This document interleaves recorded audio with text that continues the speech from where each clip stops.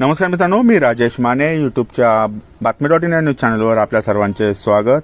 मित्रांनो, राष्ट्रीय स्वयंसेवक संघाच्या शताब्दी महोत्सव वर्षानिमित्त पुणे शहरामध्ये वेगवेगळ्या ठिकाणी विराट हिंदू संमेलनाचे आयोजन करण्यात आलेले आहे.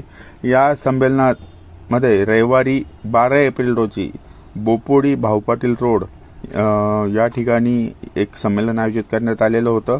या संमेलनामध्ये विविध मान्यवरांनी मार्गदर्शन केलेलं आहे आणि बोपोडी भागातील नागरिक या संमेलनाला उपस्थित होते. चला तर जाऊयात या विराट हिंदू संमेलनामध्ये.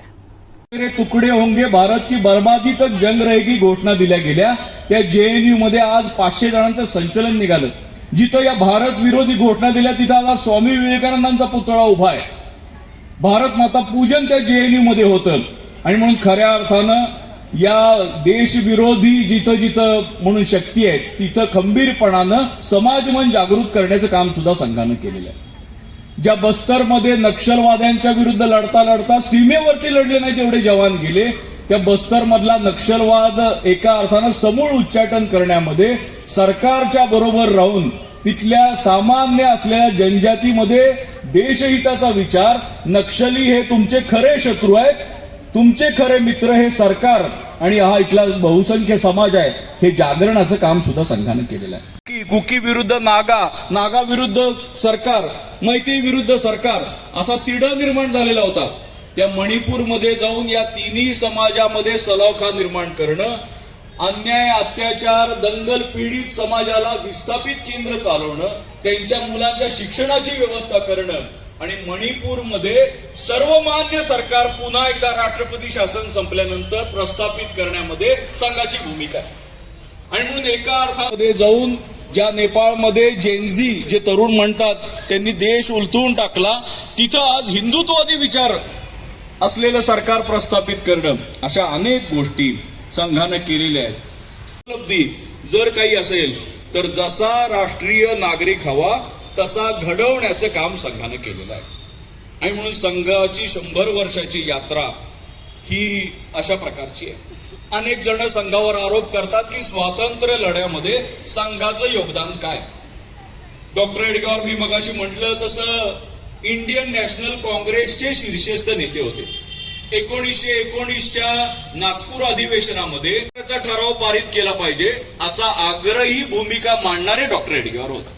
स्वतः क्रांतिकारक होते. अनुशीलन त्याच्यामध्ये डॉक्टरांचा सहभाग आहे. संघ म्हणून नाही पण हजारो स्वयंसेवकांनी या सगळ्या आंदोलनामध्ये हे स्वतःचं योगदान हे दिलेलं आहे.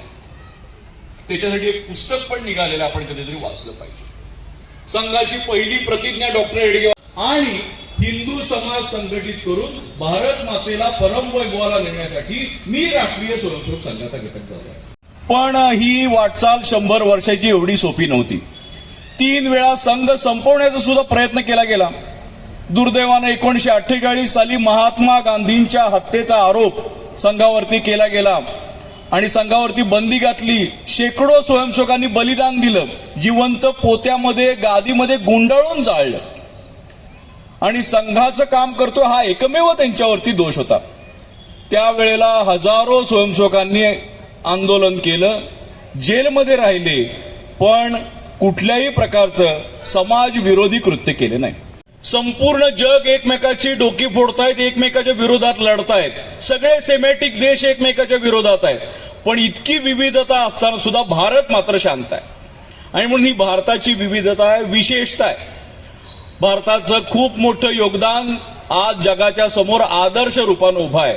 संपूर्ण जग भारताकडून आज अपेक्षा ठेवून आहे आणि म्हणून जग आज योग दिन साजरा करायला तयार झालेलं आहे.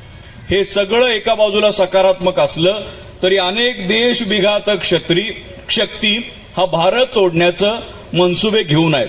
आणि म्हणून आपण बघतो की इंग्रजांनी एक भेदाचं निर्माण आपल्या मनामध्ये विष पेरलं. आपण सगळ्यांनी इतिहासामध्ये लिहिलं की आर्य आक्रमणाचा सिद्धांत. आर्य बाहेरनं आले आणि त्यांनी त्यांची संस्कृती इथं थोपवली. आर्य म्हणजे हिंदू आणि इथले मूळचे ते मूल निवासी आहेत, इथले मूळचे ते द्रविड आहेत, अशा प्रकारचा बुद्धिभेद निर्माण केला. तोच बुद्धिभेद आज समाजामध्ये निर्माण करण्याचं मोठं षडयंत्र चालू आहे. आम्ही हिंदू नाही, आम्हाला वेगळा धर्म द्या, आम्ही हिंदू नाही, आम्हाला वेगळी जाती द्या, आम्ही हिंदू नाही, आम्हाला वेगळं आरक्षण द्या, असं करून संपूर्ण समाजामध्ये फूट निर्माण करण्याचं हे कारस्थान सुरू आहे. या प्रकारचा समाज, हिंदू हा जातीवाचक शब्द नाहीये. सुप्रीम कोर्टाची व्याख्या आहे, Hindu is a way of life. या प्रकारची उदात्त भावना घेऊन राष्ट्रीय स्वयंसेवक संघानं हिंदुत्व जागरणाचं काम जे सुरू केलंय, या सगळ्या भाषावाद, क्षेत्रवाद, जातीवाद, आर्थिक विषमता या माध्यमातनं एका अर्थानं समाज तोडणाऱ्या शक्ती, तरुणांमध्ये व्यसनाधीनता, सगळ्यात जास्त ड्रग्ज कन्झम्पशन पुणे महानगरात होतं. एक मोठं षडयंत्र सुरू आहे. ही आव्हानं भारताची जी प्रगती चालू आहे त्याच्याकडे न बघू शकणाऱ्या आंतरराष्ट्रीय शक्ती याच्या मागे आहेत. सगळे हिंदू आहोत. हिंदू असणं हा गौरव आहे, कारण त्या समृद्ध परंपरेचे आम्ही वारस आहोत.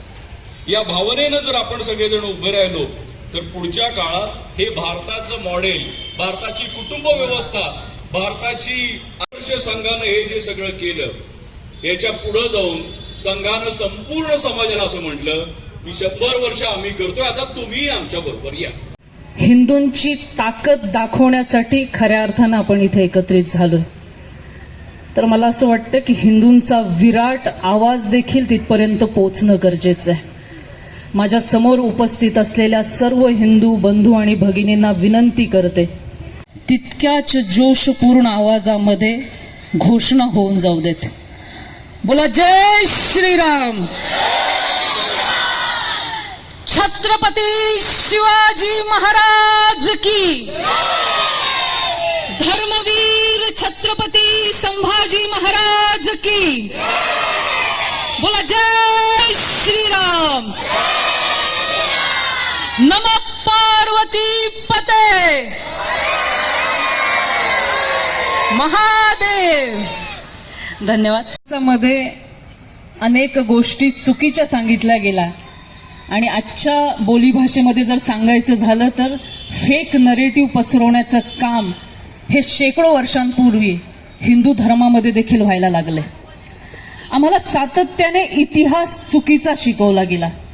शाळा कॉलेजमध्ये असताना देखील सांगितलं की 150 वर्ष 200 वर्ष आम्ही पारतंत्र्यात होतो. इंग्रज मसाल्याचा व्यापार करण्यासाठी भारतात आले, त्यांनी काही वर्ष आमच्यावर राज्य केलं आणि नंतर चरख्याच्या माध्यमातून आम्ही स्वातंत्र्य मिळवलं आणि इंग्रज परत गेले आणि 1947 साली आम्हाला स्वातंत्र्य मिळालं. खरा इतिहास पुढच्या पिढीला सांगणं खऱ्या अर्थानं आपली जबाबदारी बनते. कारण प्रभू श्रीकृष्णांनी सांगून ठेवलंय, एखाद्या व्यक्तीला जर बुद्धिभ्रंश झाला तर त्याचा शत्रू कोण आणि मित्र कोण तो विसरून जातो आणि भविष्यामध्ये तोच शत्रू जर समोर येऊन उभा राहिला तर त्याला समजत नाही की याच व्यक्तीमुळे कदाचित आपल्या जीवनाचं नुकसान झालंय. परंतु हा बुद्धिभ्रंश जर एखाद्या राष्ट्राला जर झाला आणि त्याचा इतिहास त्याच्या समोर जर परत येऊन उभा राहिला तर त्याचा वर्तमान तर खराब होतोच, परंतु संपूर्ण भविष्य काळ देखील खराब होतो आणि त्याचा इतिहास जसा खराब झाला त्याच पद्धतीने वर्तमानातला आणि भविष्यातला त्याचा भूगोल देखील खराब होऊ शकतो. हे समजून घेण्याची खरं आता गरज निर्माण झालेली. एक पतित्व आणि एक पत्नीत्वाचे संस्कार आम्हाला दिले. आम्ही प्रभू श्रीरामांच्या अतिशय आदराने पाया पडतो. हनुमानांच्या मंदिरामध्ये या मैदानामध्ये आज हिंदू शक्ती एकवटली होती. बोला जय श्रीराम. छत्रपती शिवाजी महाराज की. धर्मवीर छत्रपती संभाजी महाराज की. जय जय जय जय जय भवानी. नमः पार्वती पते. जय श्रीराम. धन्यवाद.